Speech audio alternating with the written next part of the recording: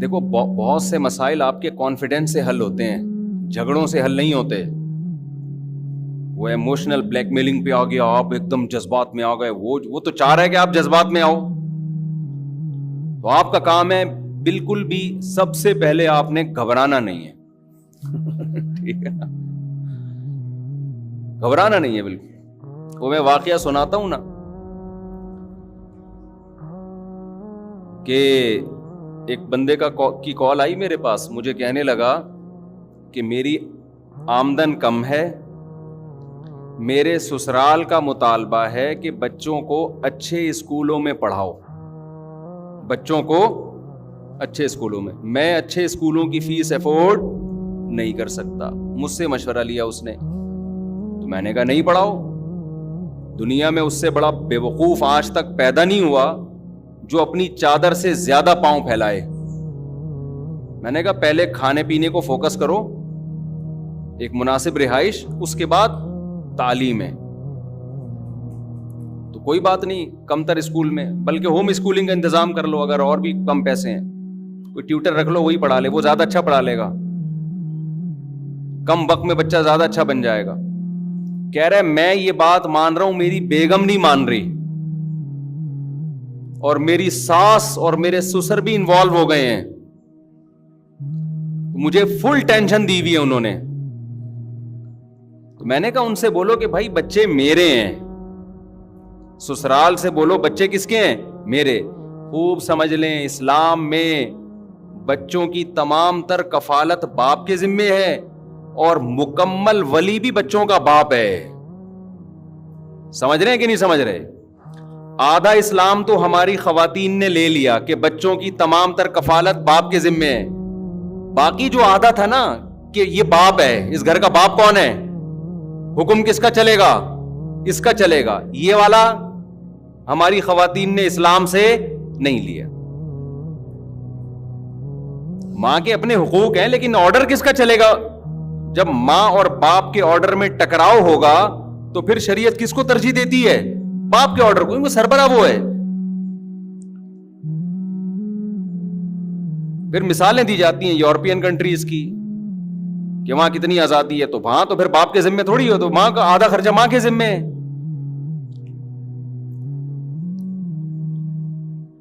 تو مجھے کہنے لگے کہ بھائی میرا سسرال بھی انوالو ہوا ہے. میں نے ان سے کہا، ان سے بولو بھائی میرے بچے، میں باپ ہوں، میں فیصلہ کروں گا کیا کرنا ہے انہوں نے.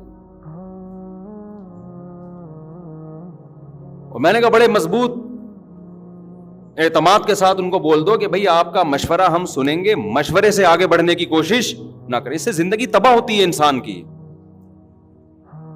اور یاد رکھو اخلاق کا ایک دائرہ کار ہے، اس سے آگے نہیں ہے. اخلاق نہیں، بدماشی ہے. پھر اسلام میں جہاں اخلاق ہیں تلوار بھی تو ہے نا آگے. اور یہ دنیا کے ہر ملک مانتا ہے اس کو.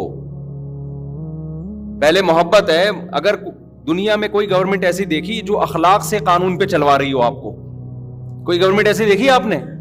آپ امریکہ گئے جی، لال بتی پہ جناب وہ گاڑی روکنی، آپ نے نہیں روکی، پولیس والا آیا، کائنڈلی ایکچولی دیکھیے ایسا تو ٹکر ہو سکتی ہے، کوئی بندہ اسٹیکر بن جائے گا، خام خامے گاڑی پہیے کے نیچے چپک سکتا ہے، اب اتنے ایکسیڈنٹ ہوں گے، آئندہ اپنا خیال رکھیے گا.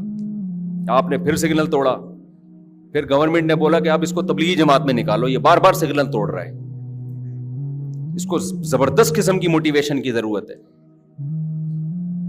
کہیں دنیا میں ایسا دیکھا آپ نے کہ نہیں جی جرمانہ نہ لگاؤ اس بیچارے پر، پتہ نہیں 2 وقت کی روٹی اس نے کھائی بھی ہے کہ نہیں کھائی ہے، جرمانہ لگا دیا تو کہاں جائے گا؟ جیل میں مت ڈالو، ہائے بیچارہ 4 دیواری کے پیچھے جائے گا، پتہ نہیں کس حال میں ہوگا. نہ ہم انسانیت، انسان پہلے ہے، باقی سب قوانین بعد میں. دنیا میں کوئی ایسا ملک دیکھا، ایسا بے وقوف ملک دیکھا ہے تو بتا دو بھائی. نہیں ہوتا بھائی دنیا میں کہیں. گورنمنٹ نے پہلے لوگوں کو بتا دیا، اسکولوں میں تعلیم بھی دے دی، اچھے شہری ہونے کی علامت ہے، لال پہ رکتے ہیں، ہری پہ کوئی نہ چلے تو اس کو بھی پیچھے سے ہارن دے کے گالیاں پڑھنا شروع ہو جاتی ہیں. تو بھائی جیسے دنیا میں ایک کنٹری، ایک ریاست ہے، تو گھر بھی کیا ہے؟ بولو نا، ایک ریاست ہے. اس کا باپ جو ہے نا، جو مرد ہے وہ سربراہ ہوتا ہے. بد اخلاقی نہ کرے مرد، بالکل اجازت نہیں ہے. ہمارے نبی اخلاق کے اعلیٰ معیار پہ تھے، گھر کے معاملات میں خاص طور پہ. لیکن آپ سے، آپ کی استطاعت سے بڑھ کر اگر کام، یا آپ کے رائٹس ہی آپ سے کوئی چھیننا شروع کر دے، تو محبت، دو دفعہ محبت، 3 دفعہ محبت، اس کے بعد بھائی اس بارے میں ہم سے بات کرنے کی چندہ ضرورت بولو نہیں. تو میں نے اس کو بول دیا کہ بھائی بولو میری گنجائش نہیں ہے، میں نہیں پڑھا سکتا، اٹ ازنٹ پاسبل، انگلش میں بتا دو. تو خیر وہ انہوں نے یہ ترکیب استعمال کی. تو ان کے سسرال والوں نے، سسر صاحب نے کہا کہ صرف تمہارا بچہ ہے، کیا ہمارا بچہ نہیں ہے؟ ہمارا بھی تو نواسا ہے نا. تو انہوں نے مجھے فون کیا کہ وہ یہ کہہ رہے ہیں کہ صرف تمہارا بچہ ہے، ہمارا نہیں ہے. ہمارا بھی تو ہے. میں نے کہا مسئلہ حل ہو گیا. آپ کے سسرال نے مسئلہ کیا کر دیا؟ حل. زبردست. اب اس کو مہنگے سے مہنگے اسکول میں ایڈمیشن کرواؤ اس کا. کہتے ہیں کیوں بھائی؟ میں نے کہا اس لیے کہ آپ کا بھی ہے، ان کا بھی ہے، لہذا آدھا خرچہ آپ اٹھائیں گے، آدھا خرچہ سسرال اٹھائے گا. کیا خیال ہے؟ آدھا خرچہ کون اٹھائے گا؟ سسرال، کیونکہ ان کا بھی تو ہے. اور بالکل صحیح بات ہے، ان کا بھی ہے.